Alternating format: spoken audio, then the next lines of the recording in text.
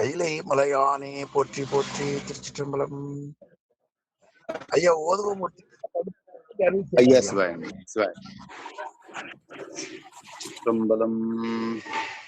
மங்கையற்கரசி வளவர் cone பாவை பரிவளை கை மடமானி பங்கையச் செல்வி பாண்டி மாதேவி பணி செய்து நாள்தோறும் பரவ பொங்கழலுருவன் பூதநாயகன்னான் வேதமும் பொருள்களும் அருளி அங்கையற்கண்ணி தன்னொடும் அமர்ந்த ஆலவாயாவதும் இதுவே ஆலவாயாவதும் இதுவே.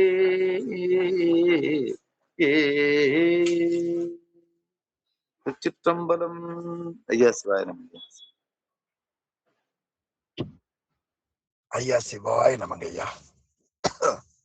திருச்சிற்றம்பலம். அடியார் பெருமக்களுக்கு வணக்கம். எல்லாம் வல்ல சிவகாமி அம்மையுடன் ஆகிய அம்பலவான பெருமானது திருவருள் பெருங்கருணையினாலும் அருபான்மும்மை நாயன்மார்களது குருவருளினாலும் பேரூர் மணிவாசகர் அருட்பணி மன்றம் நடத்துகின்ற சைவ பாட வகுப்பில இந்த இணைப்பில் இணைந்து சைவ பாடத்தில் சில நூல்களை சிந்திப்பதற்குரிய மிகப்பெரிய திருவருளை நாம் பெற்றிருக்கிறோம். அதற்கு அருள் செய்த திருவருளையும் குருவருளையும் போற்றி கேட்டு சிவபுண்ணியம் பெறுகிற தொண்டர்களின் திருவடிகளையும் சிறமேல் கொண்டு மனமொழி மெய்களாலே வணங்கி மகிழ்கிறேன். அன்பர்களே, நாம் படிக்கின்ற நூல்களின் உரையாசிரியரும் சைவ பாட வகுப்பினுடைய நெறியாளருமான முதுபெரும் புலவர் முனைவர் சென்னியப்பனார் ஐயா அவர்களின் திருவடிகளையும் நூலாசிரியர் மெய்கண்ட தேவநாயனாருடைய திருவடிகளையும் நாம் அனைவரும் சென்னிமேல் கொண்டு வணங்கி இறையருள் பெறுவோம். அன்பர்களே,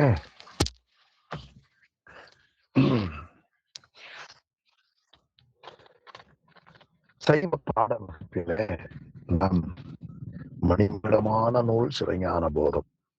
அந்த சிவஞான போதத்தை சிந்திக்கின்ற மிகப்பெரிய சிவபுண்ணியத்தை கடவுள் நமக்கு கருணையோடு வழங்கி இருக்கிறார்.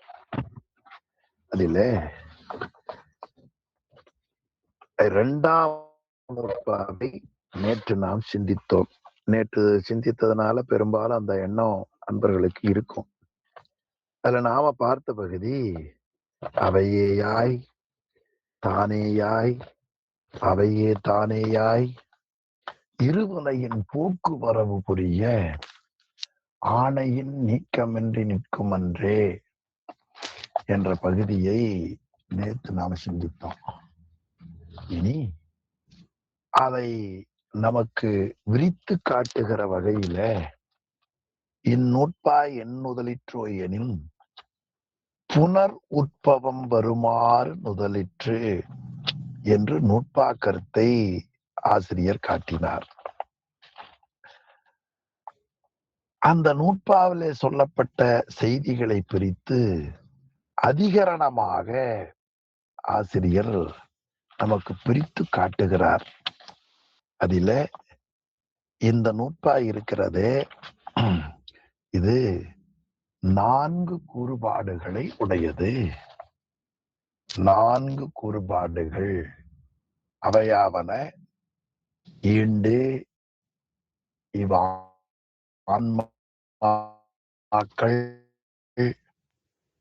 பலவும் முதல்வன் தானேயாய் நிற்கும்.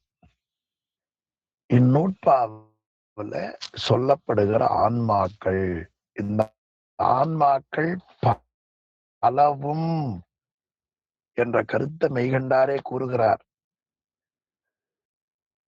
அதற்கு காரணம் 38வது பக்கத்துல 5வது வெண்பாவில ஈரலா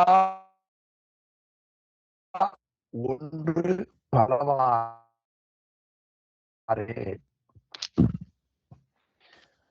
அழியாத ஒன்றாகிய உயிர்கள் பலவாறே நாங்க காட்டினார். அது அப்படியே இங்க காட்டுகிறார். ஆன்மாக்கள் பலவும். அப்ப ஆன்மாக்கள் பல, ஆன்மாக்கள் பலவும் முதல்வன் தானேயாய் நிற்கும். எல்லா பொருளும் இறைவனோடு பிரிப்பின்றி நிற்கும்னார். இது ஒரு அதிகாரம் பிரித்து காட்டுகிறார். இனி இந்த ஆன்மாக்களுக்கு இருவினை முதல்வன் ஆணையால் வரும் என்று ஒரு பிரிப்பு காட்டுகிறார். இனி ஆன்மாக்கள் மாறி பிறந்து வரும் என்று காட்டினார். மாறி பிறந்து வரும். இதான் இந்த பகுதியில நமக்கு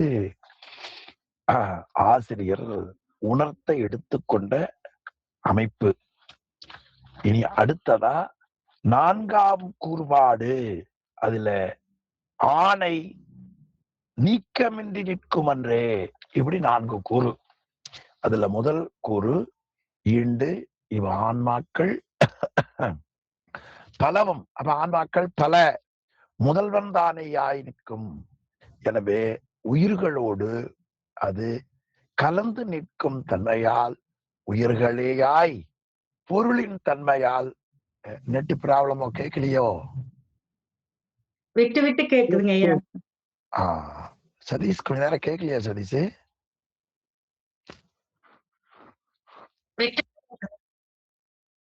சதீஷ் இப்ப நல்லா அப்படியா? கொஞ்சம் இருங்க, நான் ஏதாவது நல்ல இடத்துக்கு போக நல்லா கேக்குது. சரி, இப்ப பரவாயில்லைங்க ஐயா, கொஞ்சம் பார்ப்போம்.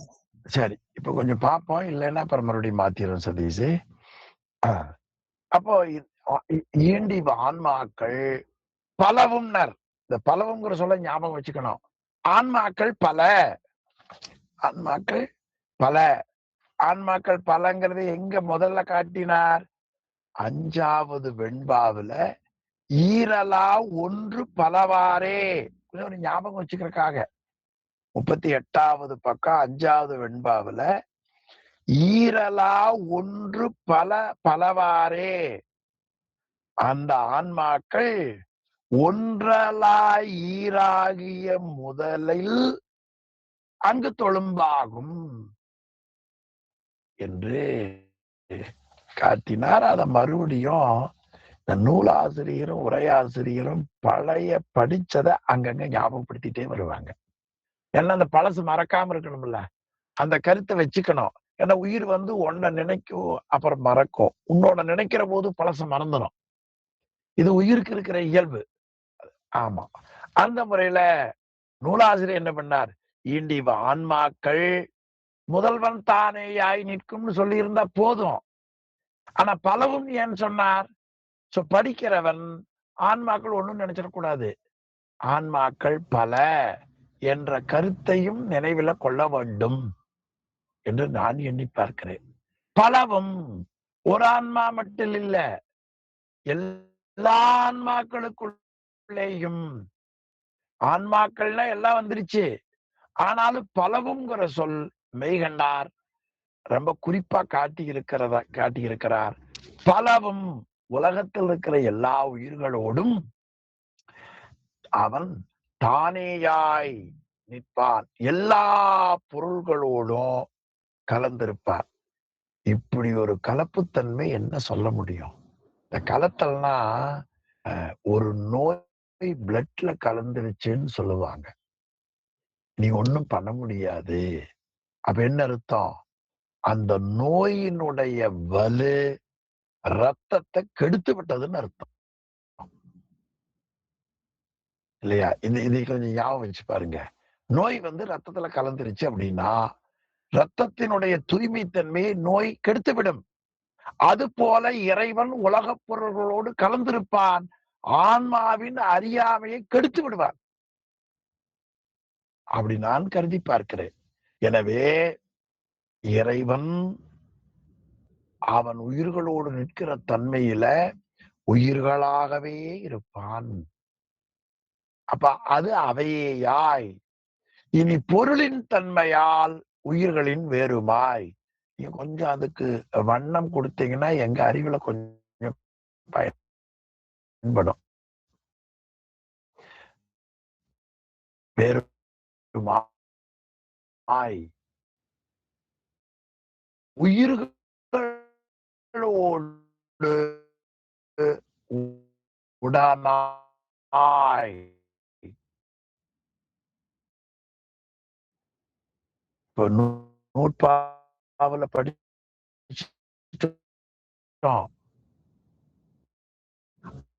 ஆனாலும் இந்த பகுதியை மட்டும் ஏன் எடுத்து காட்டுகிறார் என்றால், இந்த பகுதி நமக்கு நல்ல நினைவில் கொள்ள வேண்டிய பகுதி.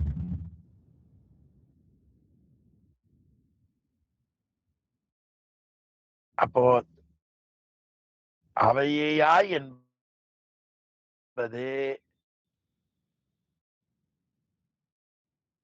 உயிர்.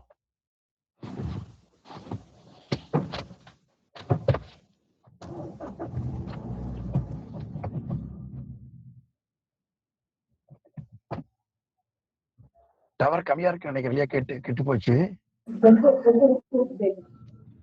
ஹலோ, கேக்குதுங்க ஐயா, தெளிவா கேக்குதுங்க ஐயா. ஹலோ, டவர் விட்டு விட்டு வருதா? கொஞ்சம் இருங்க. அதை நிறுத்திக்கிறேன்னா நடு ரோட்டில் நிக்கிறேனே நானு. இருங்க ஒரு இடத்துக்கு வர நடு ரோட்டில் நிக்கிறேன். அங்கே என்ன நிறுத்தின டிராபிக் ஆரம்பிச்சுங்க. ஒரு இடம் 4 டவர் ரோட்ல செட் ஆகிற கொஞ்சம் பொறுத்துக்க தொண்டர்கள். என்னுடைய தீவினை எப்படி இருக்கு? அந்த தீவினை இல்லைங்க.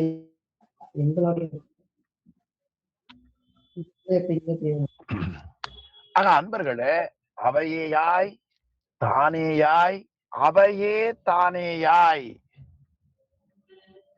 அப்போ இறைவன் கலப்புத்தன்மையால் ஒன்றாயும் பொருள் தன்மையால் வேறாயும் செலுத்தும் தன்மையால் உடனாயும் நிற்பான் என்கிற பகுதியைத்தான் இந்த முதல் மேற்கோளா ஆசிரியர் காட்டுகிறார். அப்ப மேற்கொள்ளப்பட்ட பொருள் என்ன செய்தி? இறைவன் முதல்வன் தானேயாய் நிற்பான். இதுதான் நாம மேற்கொள்ளப்பட்ட பொருள். அப்ப ஆசிரியர் நமக்கு நூற்பாவின் மூலமா சொல்ல வருகிற கருத்து, அதாவது மேற்கொள்ளப்பட்ட பொருள் கலப்புத்தன்மையால் ஒன்றாயும் பொருள் தன்மையால் வேறாயும் செலுத்தும் தன்மையால் உடனாயும் இருப்பான்.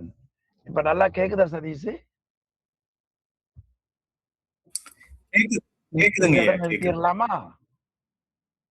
ஆமா, இது மொபைல் கோர்ட் மாதிரி ஆயிடுச்சு. ஆக அப்படி இறைவன் இருப்பான். இதுதான் மேற்கொள்ளப்பட்ட பொருள். இனி அது ஏன் அப்படி 3 சொல்றீங்கன்னு கேட்டா, ஏது சொன்னார்? அத்துவிதம் என்ற சொல்லாலே ஏகம். நீங்க அத்துவிதம்னு ஒரு சொல்றோம், அது ஏகம் என்று சொல்லலாம். ஆனால் ஏகம் என்று சொட்டுவது உண்மையானால் அத்துவிதம் என்ற சொல்லே அந்நிய நாத்தியை உணர்த்துமாயிற்று. ஆமா, ரொம்ப நல்ல பகுதிங்க இந்த இடம். அத்துவிதம் என்ற சொல்லுக்கு பொருள் ஒன்று என்று நாம் சொல்லுவோமே, ஆனால் பொருள்தானே தன்னை ஒன்று என்று கருத வேண்டாம். அத்துவிதம்னு சொல்றீங்களே, அத்துவிதம்ங்கிற சொல்ல பொருள் என்ன? ஒன்று. ஒன்றாயிருக்கிற பொருள் ஒன்றுன்னு சொல்லுமா? சொல்லாது. ஆமா. இப்போ 2ஆயிருக்கிற பொருள் ஒன்றுன்னு சொல்லுவோமே தவிர, இல்லையா? ராமநாதன் நான் ஒன்றுன்னு யாரும் சொல்ல மாட்டான். இது ரொம்ப நுட்பமான இடம். அத்துவிதம் என்ற சொல்லுக்கு பொருள் ஒன்று என்று சொல்லுவோமே ஆனால் கூறினால், ஒன்றாகிய பொருள் தானே தன்னை ஒன்று என்று கருத வேண்டியதில்லை. இல்லையா? எனவே ஒன்று என்று கருதுகிற உயிர் கடவுளுக்கு வேறாக உண்டு. என்ன பெரிய எவ்வளவு பெருசு இந்த ஒரு இடத்துல நினைச்சு பாருங்க. ஒன்று என்று கருதும் பொருள் இதோட ஒன்று அப்படின்னு நினைக்குது இல்லைங்க. அப்ப எதோட ஒன்றோ அந்த ஒன்றி இருக்கிறது ஒன்று, நான் ஒன்றி இருக்கிறேன் நினைக்கிற பொருள் 2. எனவே சிவமும் உயிரும் ஆகிய 2ம் தான் பிரிப்பின்றி கலந்து நிற்கும். பிரிப்பின்றி கலந்து நிற்கும். அப்ப இது ஒன்றும் அல்ல, 2ம் அல்ல, 2ம் அல்லாத நிலையே அத்துவிதம். அதுக்கு ஒரு நல்ல தமிழ் சொன்னாங்க. அது நமக்கு வெளியில தெரியாம போச்சு. அத்துவிதத்தையே எல்லாம் புடிச்சுட்டாங்க. இருமையில் ஒருமை. நான் சொல்வது ஞானசம்பந்த பெருமானுடைய தேவாரம். இருமையில் ஒருமை. 2 பொருளு 1.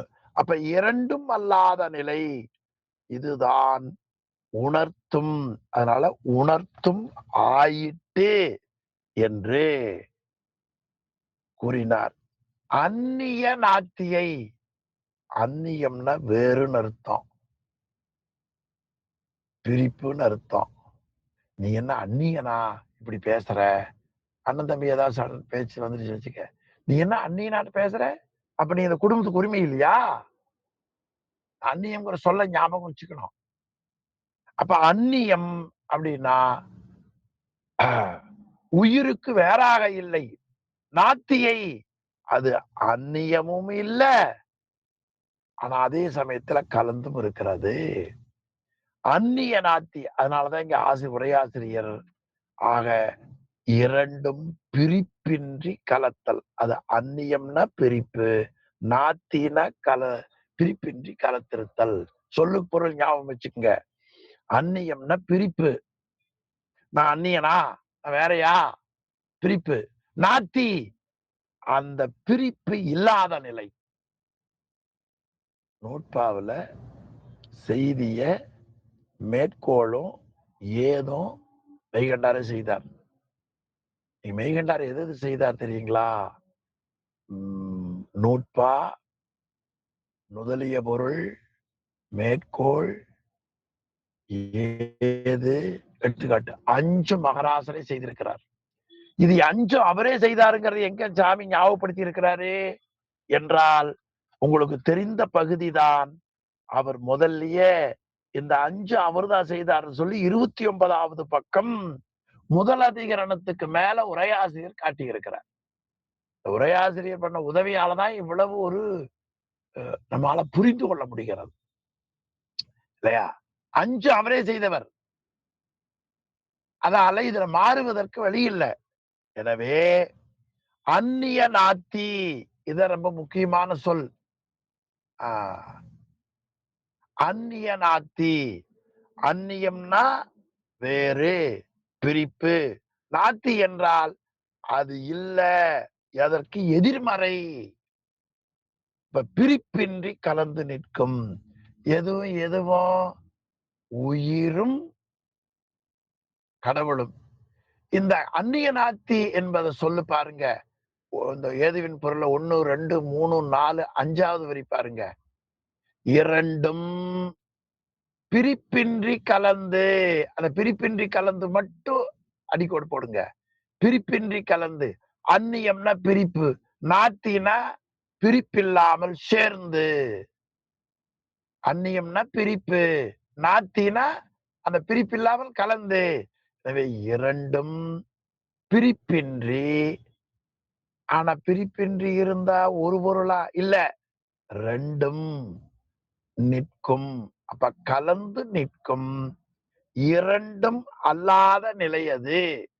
ரெண்டும் இல்ல, ஒண்ணும் இல்ல. அது இரண்டன் ஒருமை. இரண்டன் ஒருமை. இரண்டன் ஒருமை. எவ்வளவு பெரிய கருத்து பேதம் வந்தாலும் இதை நீங்க நினைவில் வச்சுக்கணும். இரண்டன் ஒருமை. இதைத்தான் சொன்னார். இருமையில் ஒருமையும் ஒருமையில் பெருமையும். என்ன இது? இது மகாவாகியம்னு பேருங்க. பெரும்பெயர்னு பேர். எல்லாத்தையும் அடக்கிட்டார் மகராசர். யாரு? திருஞான சம்பந்தமூர்த்தி நாயனார். இருமையில் ஒருமையும் ஒருமையில், அதுதான் உயிருக்கு பெருமை இல்லையா? நல்லா ஞாபகம் வச்சுக்கணும். எதோட சேர்ந்தா பெருமை? நம்மை விட அறிவு குறைவா இருக்கிறவங்களோட சேர்ந்தா மீண்டும் குறைவான சிந்தனை வந்து சிறுமையாகிவிடும். நம்மை விட பெரியவர்களோடு சேருவோமே ஆனால் அது நமக்கு பெருமையாகும். பெருமை என்பது இங்கு உயர்வு என்ற பொருள்ல வந்தது. எனவே இரண்டும் பிரிப்பன்றி. அந்நிய நாத்தி படிச்ச உடனே நம்ம ரொம்ப பயப்பட வேண்டாம். ஆமா, நேற்று ஒரு வகுப்புல சொன்னேன், தவம்னா எது அப்படின்னு ஒரு வினா கேட்டு, தவம் என்பது சீலம், நோன்பு, செறிவு, அறிவுன்னு. எல்லாரும் வியந்து பார்த்தார்கள். ஓ, அப்ப சீலம்னா என்ன, நோன்பு நல்ல, செறிவுனா என்ன, அறிவுன்னு கேட்டாங்க. அப்ப நான் சொன்னேன், அந்த சரியை கிரியை யோகம். இப்ப சரியை கிரியை யோகம்னா அது வேற, சீலம், நோன்பு, செறிவு அது வேற என்று நமக்கு தெரியாத வரைக்கும் இருக்கும். தெரிந்தால் புரிந்துவிடும். அப்ப இன்னைக்கு நாம தெரிந்து கொள்ள வேண்டியது அந்நியம் பிரிப்பு. நாத்தி என்பது பிரிப்பின்றி இருத்தல். எனவே அந்நிய நாத்தியை உணர்த்தியதால் இந்த ஆன்மாக்கள் பலவும் முதல்வன் தானேயாய் நிற்கும். சரி, இனி எடுத்துக்காட்டு வெண்பாவுக்கு போயிருவோம். எளிமையான பாட்டுங்க. கட்டும் உறுப்பும் கரணமும் கொண்டு உள்ளம் இட்டதோர் பேரழைக்க என் என்றாங்கே ஒட்டி அவன் உளம் ஆகில்லான். உளம் அவனா மாட்டாது, அவன் உளமாய் அல்லனுமாய் அங்கு. ஆமா, இந்த வெண்பாவுல உள்ளம்னு ஒரு சொல்லு வருது. அநேகமா இங்கதான் முதல்ல வருதுன்னு நினைக்கிறேன். சரியா நினைவு இருக்குமா இருந்தால். உள்ளம், உள்ளம் என்பது உயிர். ஆமா, உனக்கே நினைவில்லையே, ஏன் சொல்றேன்னு கேக்குறீங்களா? நான் உங்க இடத்துல சொன்னா நீங்க எங்காவது முன்னால இருந்து ஐயா இங்க வருது நீங்க ஞாபகப்படுத்துவீங்க. என் அறியாமை போகும். அதுக்காக தான் சொல்றது. ஆமா, உள்ளம், உயிர். இந்த உயிர் இருக்கிறதே, நம்முடைய உயிர் இந்த உடம்போடு இருக்கிறது. இந்த உடம்பு எப்படி இருக்கிறது? தோல், எலும்பு, நரம்பு, ரத்தம், மூளை, சுக்லம் இவற்றால கட்டி இருக்கிறது இல்லையா? சிவபுராணத்துல அருமையா காட்டுகிறார். கரம்பாவம் என்னும் அருங்கயிற்றால் கட்டி. ஆமா, நம்ம படிக்க படிக்க அந்த சொல் பொருள் எங்கெங்க வருதுன்னு முடிந்த அளவுக்கு சிந்திக்கிறது ஒண்ணும் தவறில்லை. அறம்பாவம் என்னும் அருங்கயிறு. பேச பேச ஒரு கூட்டம் நடக்குது. பேச பேச உடனே என்ன பண்ணுவாங்க, ஒருத்தர் வரல, அவர் எங்க போன் பண்ணிட்டு இருப்பாங்க. இந்த சதீஷ் வரல, நீங்க எங்க வந்துட்டு இருக்கிறீங்க அப்படி கேட்போம்.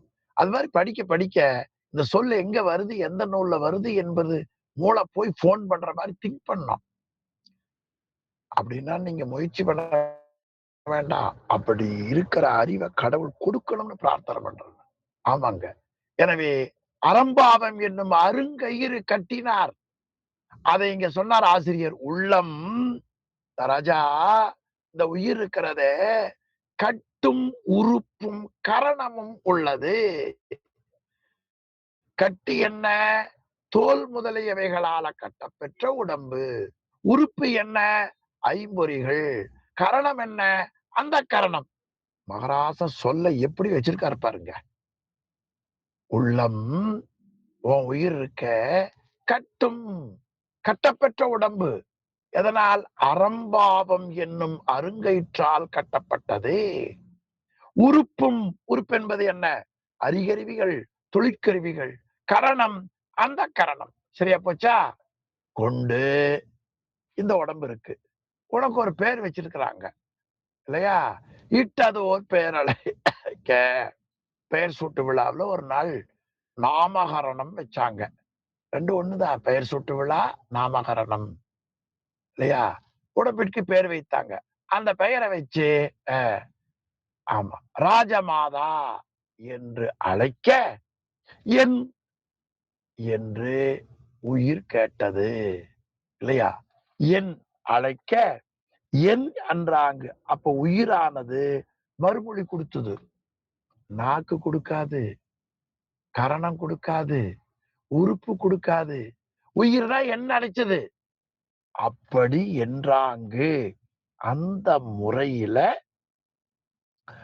உயிரும் உடம்பும் ஒட்டி இருக்கிறது. சரி, அத போல ஒட்டி சாமிக்கு ஒரு அருமையான பேர் ஒட்டின்னு பேருங்க. ஆமா. முதல் நூற்பாவுல ஒரு பேர் சொன்னார். ஒடுங்கின்னார். ஆமா. எல்லாம் தெரிஞ்சவன அவன ஒரு வித்தியாசமா அழைப்பாங்க. அவன் என்ன அவனோ? அத சொல்லணும்னு தெரியலையா உங்களுக்கு? மெதுவா சொல்றேன். சொல்லக்கூடாது. அவன் என்ன ரொம்ப பெரிய புடுங்கியோ? அப்படிம்பாங்க. அவன் ஒண்ணும் இல்லாதவன். ஆனா எல்லாற்றையும் தனக்குள்ள ஒடுக்குவதால அவனுக்கு ஒடுங்கின்னு பேருங்க. எல்லா உயிர்களோடு அவன நினைக்காட்டியும், அவன பழிச்சாலும், அவன திட்டினாலும், உயிரை விட்டு போகாத மகராசனுக்கு ஒரு பேர் சொன்னார் மெய்கண்டார். ஒட்டி. எவ்வளவு பெரிய பெயர் நினைச்சு பாருங்க. சிவபுராணம் சொல்லிற்று, இமைப்பொழுதும் என் நெஞ்சில் நீங்காதான். இதுல யார் முதல் சொன்னாங்க, பின்னால சொன்னாங்க, எந்த மொழி முதல்ல சொல்லுச்சுன்னு சர்ச்சையை விட்டுட்டு, அவன் நம்மோடு எப்படி இருக்கிறான், அவனால் நாம பெறக்கூடிய பயன் என்ன, ஒட்டி அந்த முதல்வன் எல்லா உயிர்களிலும் வேறல்லாமல் கலந்து ஒட்டி நிற்பானாவான். ஆமா. எது போலன்னா உள்ளமாகிய உயிர் கட்டும் உறுப்பும் கரணமும் கொண்டு இட்டதோர் பிழைக்க என் அப்படின்னு கேக்குது இல்லையா? அது போல அப்ப உயிரும் உடம்பும் போல இருப்பான். அப்பொழுது உடம்பு ஏன்னு கேட்காது, உயிர் கேட்கும். அத போல உயிரோடும் உடம்போடும் ஒட்டி இருக்கிறான். நீங்க உயிர்ல மட்டும் இருக்கிறான்னு நினைக்காதீங்க. சித்தும் சடமும் அவன் சன்னதியில் சேட்டித்ததன் பின்னால படிக்க போறோம். ஒட்டி இருப்பான். அப்ப முதல்ல 2 வரிய சொல்லி அது போல ஒட்டி ஏன் அதோட முடிச்சிட்டாரு? வெண்பாவுல அவ்வளவுதான் இடம் இருக்கு. அதனுடைய இலக்கணத்தை மீறி அங்க சொல்ல முடியாது. எனவே ஒட்டி அப்படி இருப்பான். அப்படி அவன் உயிர்களோடு ஒட்டி இருப்பான். அப்படி இருக்கிற அந்த நிலையில அங்கு கடைசி சொல்ல தூக்கி இங்க வச்சுங்க. அங்கு அப்படி ஒட்டி நின்ற பொழுதும், இப்ப உயிர் உடம்பு ஒட்டி நின்ற பொழுதும், உயிர் உயிர் தான், உடம்பு உடம்பு தான். அது எப்ப தெரியும்? உயிர் போனதுக்கு அப்புறம் தான் தெரியும். உயிர் போயிடுச்சுன்னு. நல்லா பாருங்க. உடம்பு உயிர் ஒண்ணுதான். ஆனா உடம்பு உடம்பு தான், உயிர் உயிர் தான். அதை இங்க சொல்லுகிறார். அப்படி ஒட்டின்ற பொழுதும் அவன் உளம் ஆகில்லான். அவன் சிவபெருமான் உளம் உயிர் ஆகில்லான், ஆக மாட்டான். அவன் சிவன், அவன் என் சிந்தையுள் நின்ற அதனால். அவன் என்பது இங்க சிவபெருமானை குறிப்பது, உளம் என்பது உயிரை குறிப்பது. தேவைப்பட்ட அவன் பக்கத்துல சிவம், பதி, உளம், பசு ஒன்றும் தப்பில்ல. அப்படி பலவாறு குறிச்சு வச்சாதான் எந்த சொல் எங்க வந்தாலும் உடனே நம்ம ஞாபகத்துக்கு வரும். அவன் உயிர். இதெல்லாம் உரையாசிரியர் விளக்கமா கீழே என்ன படம் போட்டு காமிச்சிருக்காரு. அவன் உளம் ஆகில்லான். எனவே அந்த முதல்வன் உயிராக மாட்டான். சரி, உளம் அவனா மாட்டாது. சரிப்பா, உயிர் தான் இறைவன் தான் உயிராகல, உயிர் கடவுளாவாருன்னா நல்லா ஞாபகம் வச்சுங்க. முதல்வன் உயிர் முதல்வன் ஆகாது. அவன் உளம் ஆகில்லான். முதல்வன் உயிராக மாட்டான். உளம் அவனா மாட்டான். உயிர் முதல்வனாகாது. அப்ப என்ன அர்த்தம்? உயிர் தான், கடவுள் தான். எந்த காலத்திலேயும் உயிர் கடவுளாகாது, ஞாபகம் வச்சுக்கங்க. இப்ப சொல்ல மாத்தி சொல்றது இல்ல. எனவே ஊழம் அவனா மாட்டான். முத்தி நிலையிலேயும் உயிர் கடவுளாகாது. ஊழம் அவனா மாட்டா, அவன் உளமாகில்லான். அப்ப 2 கருத்தை நினைவூட்டுகிறார் உதாரண வெண்பாவில. ஒருபோதும் உயிர் கடவுளாகாது, கடவுள் உயிராகாது. அவன் உளமாகில்லான், உளம் அவனா மாட்டான். ஆமா, அத சொல்லி இனி அவன் உளமாய், அடுத்து சொல் பாருங்க. ஆனால் அந்த முதல்வன் உயிராகியும் அல்லனுமாம், உயிரல்லாத வேறாகவும் நிற்கக்கூடிய ஆற்றல் உடையவன். எனவே இறைவன் உயிர்களோடு உலகப் பொருள்களோடு கலப்புத்தன்மையால் ஒன்றாய் இருப்பான் என்று முடித்தார். இனி அடுத்த ஒரு வெண்பா ரொம்ப அருமையா நம்ம காட்டியிருக்கிறார். கீழே இருக்கிற பகுதியை நீங்க ரொம்ப நல்லா சிந்தித்து பாருங்க. 44வது பக்கம் எடுத்துக்காட்டு வெண்பாவுக்கு கீழே மேல இருக்கிற பத்தியில 1, 2, 3, 4, 5, 6, 7, 8வது பகுதி பாருங்க. உயிர் உடலாயும் அதற்கு வேறாக நிற்கும், அதுபோல உடல் அதுபோல நில்லாது. எனவே சிவபெருமானே உயிர் உயிரே, சிவபெருமானே ஒருக்க சொல்லி பாருங்க. சிவபெருமானே, அது என்ன சொன்னாங்க? ஒப்பில்லாதவன் சொன்னாங்க. உயிர் உயிரே ஒரு தடவை நமக்கே சொல்லி பார்த்துக்குங்க. தேவைப்பட்டா கையை வேலை இப்படி வச்சுக்குங்க. நமக்கு தான் அர்த்தம். அது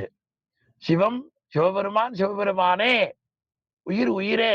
ஒன்னு சொல்லட்டுமா? சென்னியப்பனாரே, குமரலிங்கமே. ஒருபோதும் குமரலிங்கம் சென்னியப்பனாக முடியாது.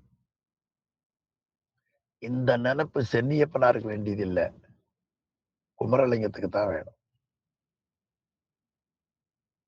என்ன அருமை! இப்படி அவர் தான் காட்டிச்சார் சென்னியப்பனார். சிவபெருமானே உயிர் உயிரே. அப்புறம் என்ன மாதிரி மரமண்டைக்கு ஏறல மகராச எழுதினார் பாருங்க. சிவபெருமான் உயிராகான், உயிர் சிவனாக மாட்டாது. அந்த இடம் நல்லா பாருங்க. ஆனாலும் சிவபெருமான் உயிராயும் அதனின் வேறாயும் நிற்பான். ஆமா, நான் சுவாமியோட நிக்க முடியாது. சுவாமி என்ன பண்ணுவார்? உயிராயும் அதனின் வேறாயும் நிற்பான். எனவே இப்ப நாம படிக்கிற படிப்புல யாரு கலந்து யாராவது ஒருத்தர் மியூட் ஆன் பண்ணி சொல்லுங்க. மியூட் ஆன் பண்ணி சொன்னீங்கன்னா ஆமாங்க, அவர்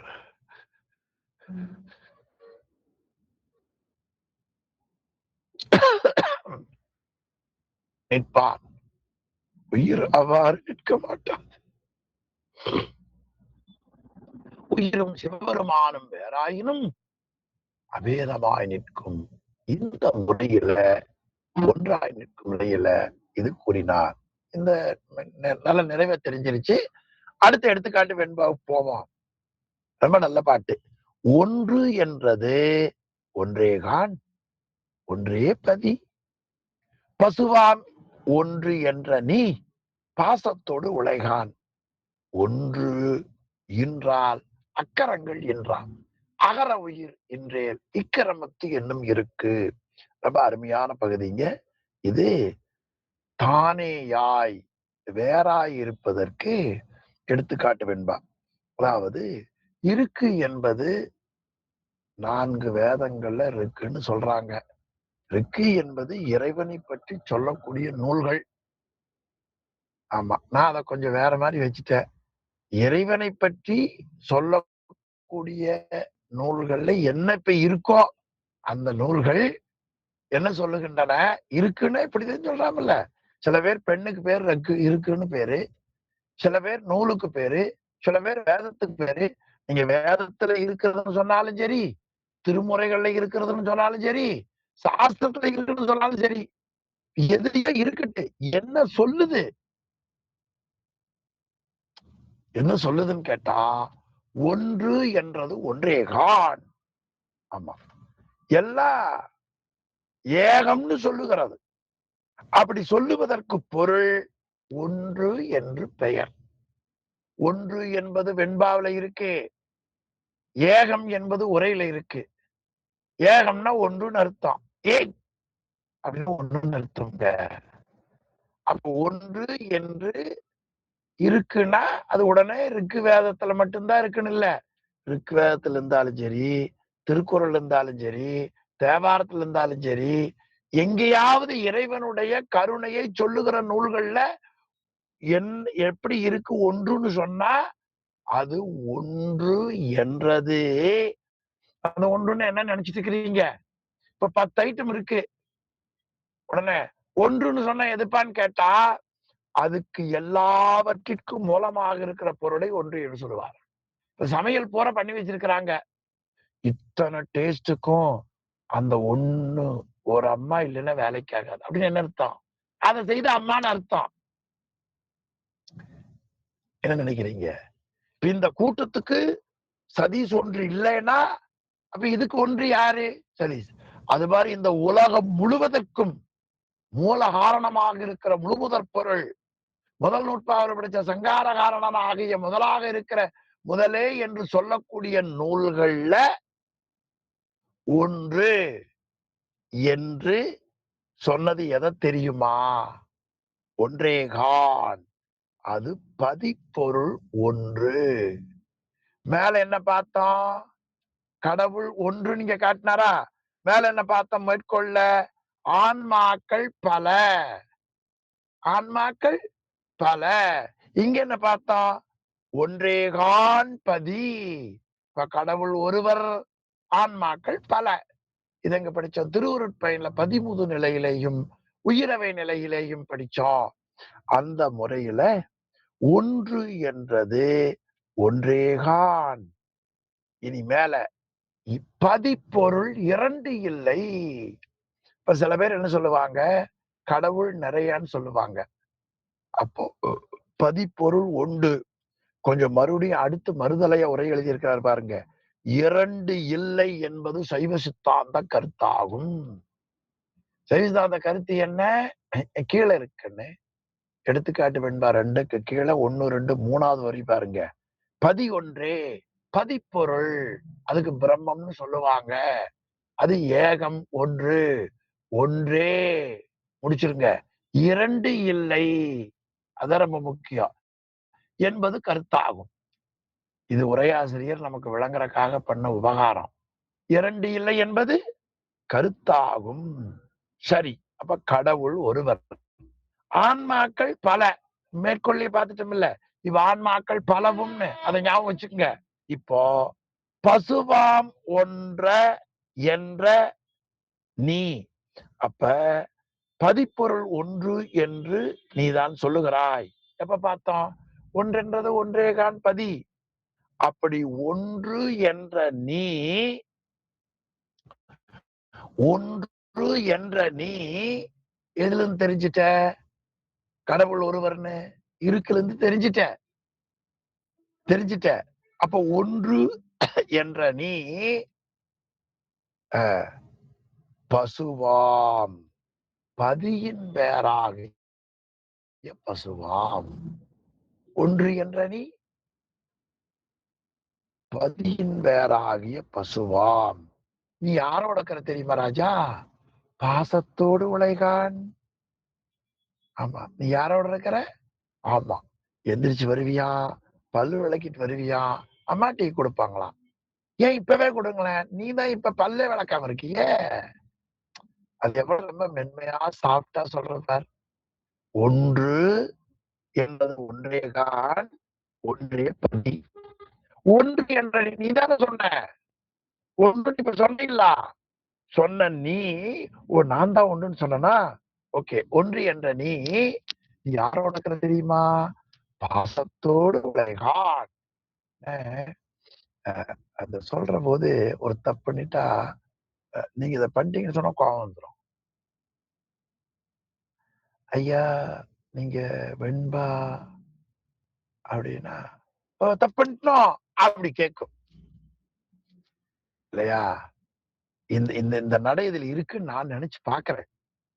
எடுத்தோன்னு சொல்லி பாருங்க, சதீஷ் உங்களுக்கு நெட்டு சரியில்லை அப்படின்னா நீங்க தான் சரியில்லை பாருங்க. ஏன் சதீஷ் நெட்டு ப்ராப்ளமோ? இல்லையா எனக்கு சரியா இருக்கு, நீ கொஞ்சம் தள்ளி வாங்க. இந்த அணுகுமுறை பாருங்க. ஒன்று என்ற நீ பாசத்தோடு உழைகான். என்ன அருமையான அணுகுமுறைங்க இல்லையா? பாசத்தோடு உழைகான். அது அந்த முறையில அதை படிச்சா நல்லா இருக்கும்னு நினைக்கிறேன். பசுவாகிய நீ நீ பாசத்துல கட்டுள்ளாய் என்பதை இந்த நிமிஷத்துல இருந்தாவது தெரிந்து கொள். உழைகான். அப்ப உயிருக்கு என்ன தெளிவு வரணும்? நம்ம சம்பந்தம் பாசத்தோடு உள்ளது. பரவாயில்லதான், பாசமாத்தான் இருக்கிறோம். ஆனா இந்த பாசம் மயக்கத்தை கொடுக்கிற பாசம், தெளிவு கொடுக்கிற பாசம் இல்ல இல்லையா? எனவே பாசத்தோடு உழைகான். கீழே எழுதினார் பாருங்க ஆசிரியர். நீ பசுவாகிய நீ பாசத்தில் கட்டுண்டு உள்ளாய் என்பதனை அறிந்து கொள். இது ரொம்ப முக்கியம். உரையில தான் முக்கியம். அறிந்து கொள் தான் முக்கியம். இப்போ பாட்டுல என்ன இருக்கு? பாசத்தோடு உழை. கான்னா உழைகான்னு போயிருவான். இப்ப அறிந்து கொள்னு எதை வச்சு எழுதினார்? கான், காண்பாயாக. கான் என்ன பொருள்? காண்பாயாக அப்படின்னா திருவண்ட பகுதி சொல்கிறது. முன்னோன் காண்க முழுதோன் காண்க தன்னேரில் தானே காண்க. காண்கன்னு தெரிந்துக்கோ. அப்ப கான் என்று சொல்ல என்ன பொருள்? அறிந்து கொள். இன்னைக்காவது இதை தெரிஞ்சுக்கோ, அறிந்து கொள். இப்போ ஓரளவுக்கு பசுவுக்கு மயக்கம் தீர்ந்துச்சு. சரிப்பா, இந்த சுவாமியும் உயிரும் பொருள்தன்மையால வேருக்கு ஒரு ஓம சொல்றேன் சொல்லுன்னார். அது என்ன என்று சொன்னார்? அகர உயிர் இன்றேல். ஆமா, ஒரு எழுத்து சொல்லுகிற பொழுது ஆ என்கிற எழுத்து அந்த உயிர் என்ற எழுத்துக்குள்ள இல்லையாயின், எந்த சொல்லுங்க, அதுக்குள்ள ஆ என்கிற எழுத்து இருக்கும். அது இல்லையாயின் அக்கரம் இன்றாம். ஏனைய எழுத்துக்கள் எவையும் இல்லை. இத பிராக்டிகலா நீங்க சொல்லி சொல்லி பார்த்தா தெரியும் இல்லையா? எனவே எல்லா எழுத்துக்களுக்குள்ளேயும் இருப்பது ஆ. திருவருள் பயன்ல படிச்சோம். அகர உயிர் போல் அறிவாகி எங்கும் நீக்கமின்றி நிற்கும் நிறைந்து. அகர முதல எழுத்தெல்லாம் ஆதி பகவன் முதற்றே உலகு. அந்த முறையில பிற எழுத்துக்கள் அக்கரம் இன்றாம். அக்கரம் இன்றாம். ஒரு எழுத்தும் இல்ல. அந்த அகர உயிர் போலுங்கிறத முதல்ல கொண்டு வந்துக்குங்க. அகர உயிர் இன்றேல் அகரமாகிய உயிரெழுத்து இல்லை என்று சொன்னால் அக்கரங்கள் இன்றாம். எழுத்து இல்ல. அந்த முறையில இக்கரமத்து. இக்கரம்னா இது போல இந்த முறையில பிரம்மம் இல்லை என்று சொன்னால் ஒரு பொருளும் இல்லை. பிறம் இல்லை என்று சொன்னால் ஒரு பொருளும் இல்லை. ரொம்ப அருமையா காட்டினார் பாருங்க. ஆக 45வது பக்கம் 2வது பத்தி பாருங்க. இப்ப நான் சொன்னதுதான் உரையாசிரியர் எழுதியிருக்கிறார். மன்னிக்கவும், உரையாசிரியர் எழுதியிருக்கிறதான் நான் சொன்னேன். அகரமாகிய உயிரெழுத்து இல்லாவிட்டால் பிற எழுத்துக்களின் இயக்கம் இல்லை. சொல்றதுலயே எனக்கு எவ்வளவு தற்பெருமை இருக்கு பாத்தீங்களா? இப்படி சொல்லுவேன், ஆனா இது வளர்ந்து நான் தான் ஆயிருவேன். அதனாலதான் எச்சரிக்கையா இருக்கணும்னு நம்ம நூல் சொல்லுகிறது. ஆமா, அது போல பதிப்பொருளாகிய கடவுள் இல்லாவிட்டால் பிற பொருளின் இயக்கம் இல்லை. இதுக்கு மெய்கண்டார் எத்தனை முயற்சி பண்ணார் பாத்தீங்களா? இந்த 4 வரிய சொல்றதுக்கு நூற்பா சொல்லி, நுதலிய பொருள் சொல்லி, மேற்கோள் சொல்லி, ஏது சொல்லி, 5வது இன்ஜெக்ஷன் உதாரணம் என்பா. இதுலதான் கொஞ்சம் இப்படி தலைய ஆட்டுது. நல்லா நல்லா பாத்துக்க. 5 டோஸ் சார். அவருக்கு என்ன வேத்தாவடி எண்ணி பாருங்க. 5வது டோஸ்ல அது போல கொஞ்சம் உழங்குது. பொறியக்கம் இல்லை. இதுக்கு தொல்காப்பிய மேற்கோள காமிச்சார். மெய்யின் இயக்கம் அகரமுடு சிவனும்னு காட்டினார். இப்ப தொல்காப்பியத்திலேயும் இந்த குறிப்பு இருக்கிறது. எனவே தமிழனுடைய சிந்தனை இந்த இறைவனை பற்றி சிந்தித்துக் கொண்டிருக்கிறான் என்பதற்கு தொல்காப்பியம். மேலும் திருக்குறள் மேற்கோள் காட்டியிருக்கிறார். எனவே இறைவன் உயிர்களோடு வேறாயிருப்பான். எப்படி? ஆ என்கிற எழுத்து கலந்திருக்கிறது, ஆ என்கிற எழுத்து தனித்திருக்கிறது. அதுபோல ஆக அவையேயாய் தெரிஞ்சிட்டோம், தானேயாய் தெரிஞ்சிட்டோம்.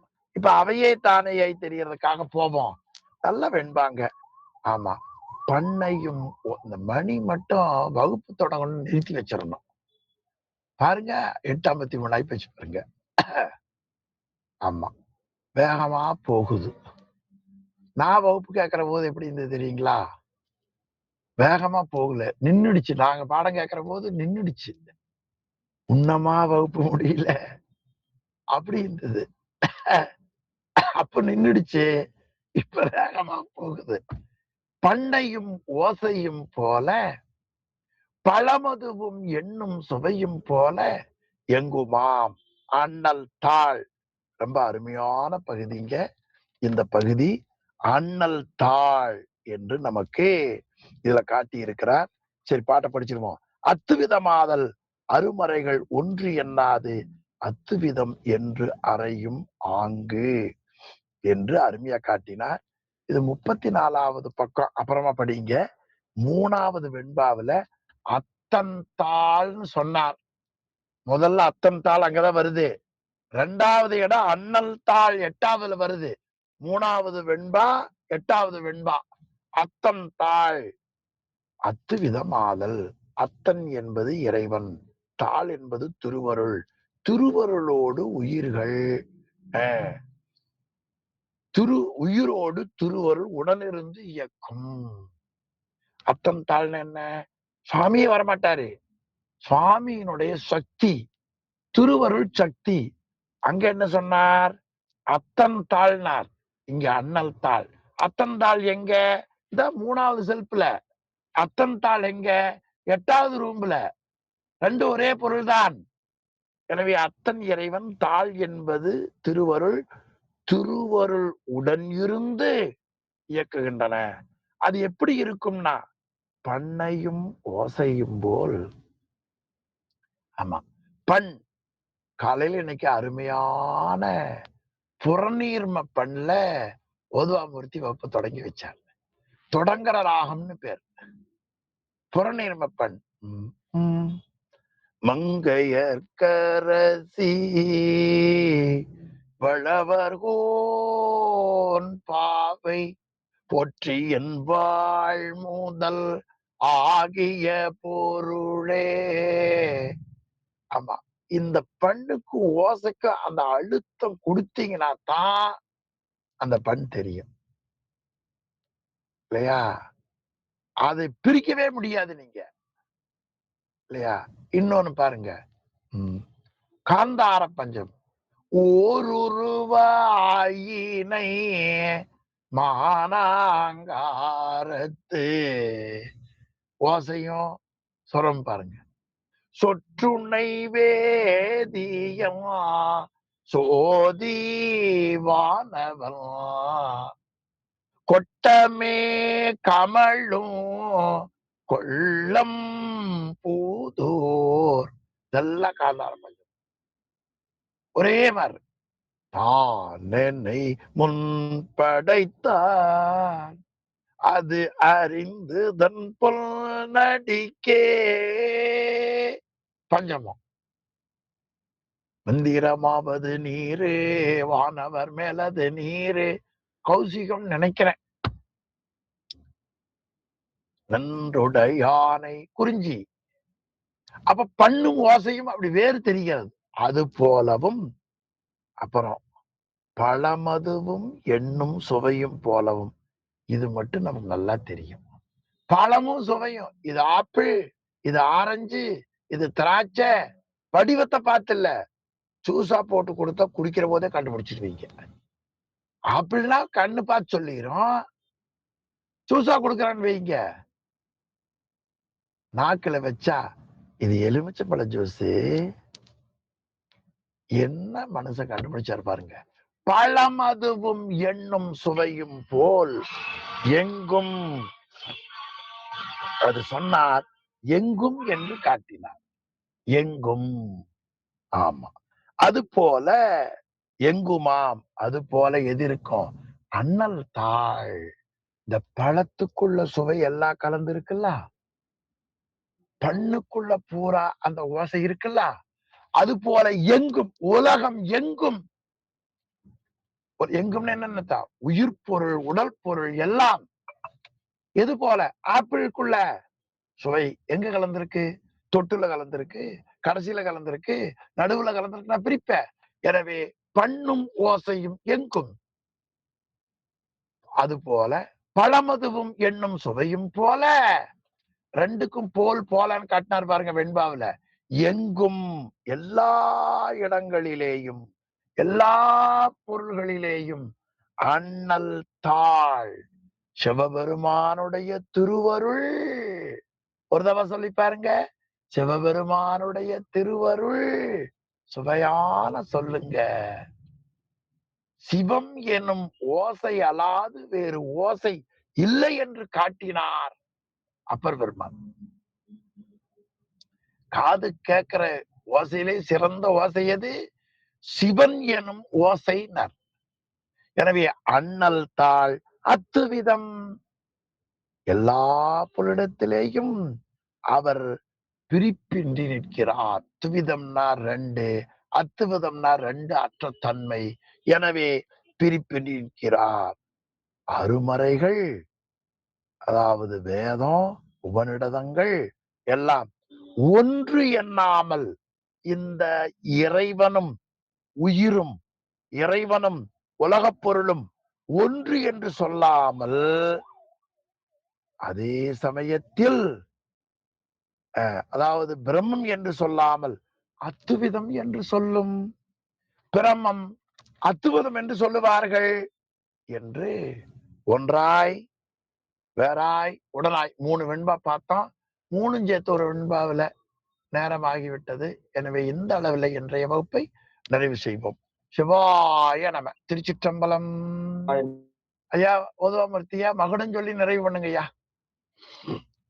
ஐயா சிவாயம். திருச்சிற்றம்பலம். திருநாளுடைய சிவனே போற்றி, எந்நாட்டவர்க்கும் இறைவா போற்றி, ஏகம்பத்துரையந்தாய் போற்றி, பாகம் பெண்ணொரு ஆனாய் போற்றி, காவாய் கனகத்திரளே போற்றி, கையிலை மலையானே போற்றி போற்றி. திருச்சிற்றம்பலம். ஐயா சிவாய நம. ஐயா சிவாய நம. திருவடி